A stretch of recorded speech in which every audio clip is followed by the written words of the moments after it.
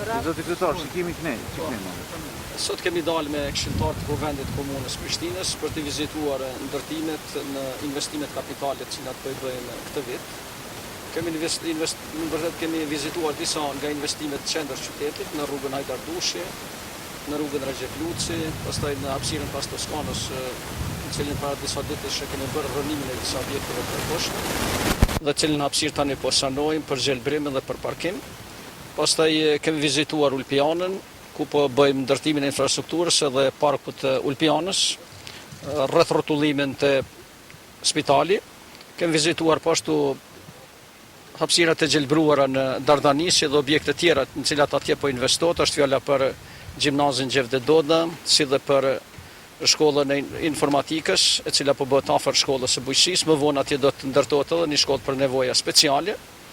Kemi vizituar pashtu ndërtimet cilat po bën në nazën qendrore, tek rreth rrotullimi Arbrisi dhe pjesën e cila është përfunduar, do të thotë fazën e parë deri tek ky rreth rrotullim, parkingjet dhe investimet cilat janë bërë në rregullimin e ambientit tek Varezat, pjesën e rrugës që tani është në ndërtim e sipër Vëllezërit Fazliu në gjatësi mbi 2 kilometra, si dhe ndërtimin e shkollës në Bardhosh që bëhet me mbështetje të Ministrisë së Arsimit, dhe pashtu edhe 2 investime tjera që kemi bërë në këto pjesë rurale, do të thotë në Bardhosh dhe në Prugov, që është fjala për asfaltimin e 2 rrugëve, cilat njëra është kryer dhe tjetra po kryhet tani.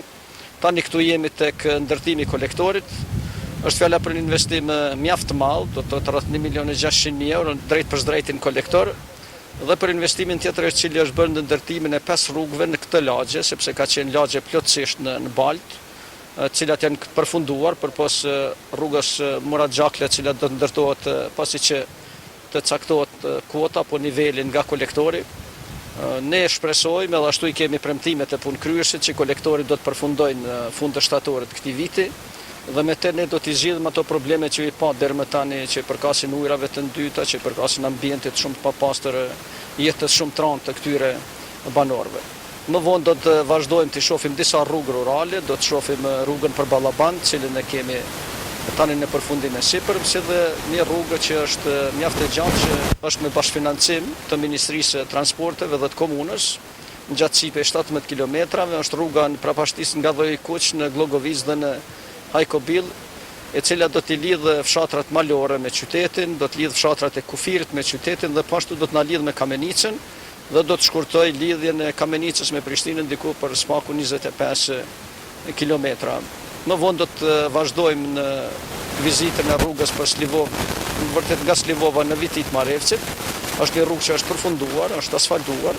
Ne kemi financuar bashkarisht me Ministrinë e Transporteve, ne kemi dhënë rreth 800.000 euro, ndërkaq Ministria 500.000, është përfunduar rruga dhe tani do të bëhet edhe lëshimi i kësaj rruge së shpejti, si dhe disa objekte tjera, qendrat e mjekësisë familjare, shkolla që janë në përfundim e sipër në qytet. Ne kemi bërë çdo gjë që të imponojmë një dinamik në mënyrë që investimet kryhen me kohë. Kemi kërkuar nga investitorët që të aplikojnë në ndrimin e dytë, diku dhe ndrimin e tretë. Këtu ku jemi punohet në 3 ndrime, do të thotë në 2 ndrime punohet në punë të hapura, ndërkaq në ndrimin e tretë punohet në betonim.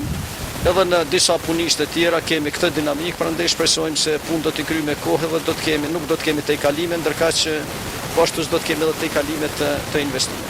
Unë ju falenderoj në përcjellje.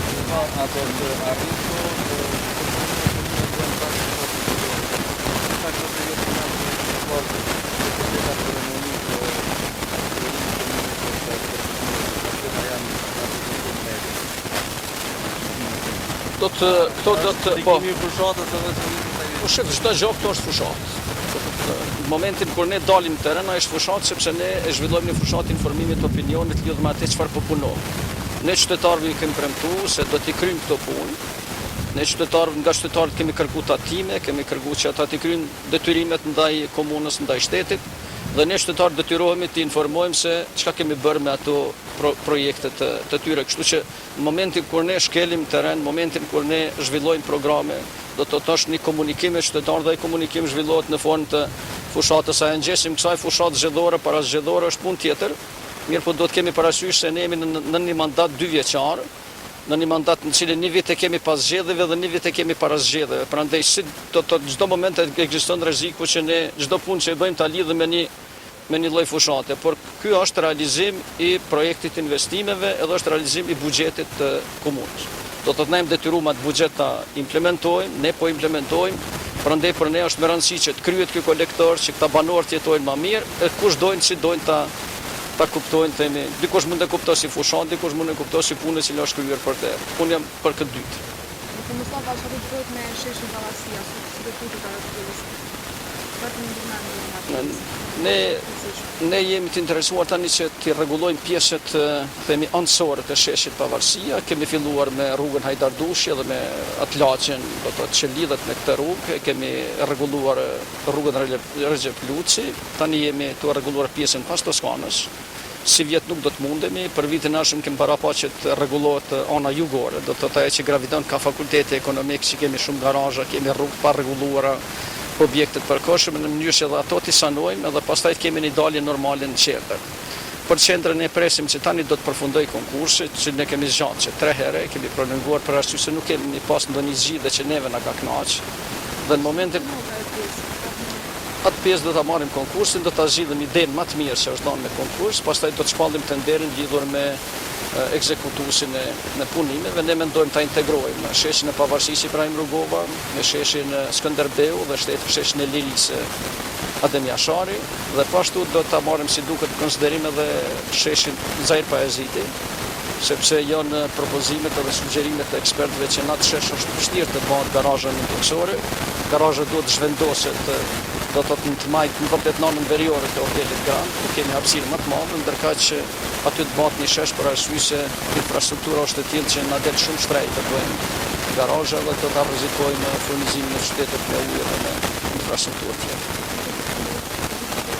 Projekti nuk mund të përfundojë si vjet, ne jemi të interesuar që si vjet ta përgatisim në mënyrë teknike, do të tërë dokumentacionin për projektin, edhe kemi planifikuar që në vitin e ardhshëm dikun për tani kemi para rreth 1.100.000 euro që do t'i ndajmë për rregullimin e kësaj qendre.